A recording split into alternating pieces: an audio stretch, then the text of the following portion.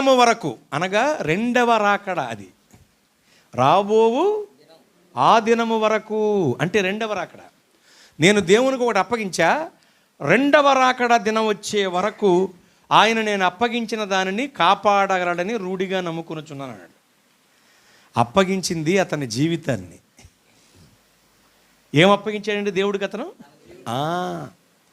జీవించునది నేను కాదని, నాయందు క్రీస్తే జీవించెనని, బ్రతుకుట క్రీస్తే చావైతే లాభమని పౌలు పలికినట్లు పలికేవారేరి. వింటున్నారా? తన చేతుల్లో తాను లేడు, తనలో తాను లేడు. ఎవరి చేతుల్లో ఉన్నాడు అతను? తనలో ఎవరున్నారు? దేవుడు. తనలో దేవుడు ఎందుకున్నారంటే తనను తాను దేవునికి ఇచ్చేసుకున్నాడు,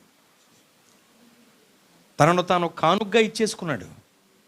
రోమాపత్రిక 12:1 ప్రకారం సజీవ యాగముగా తనను తాను దేవునికి సమర్పించుకున్నాడు.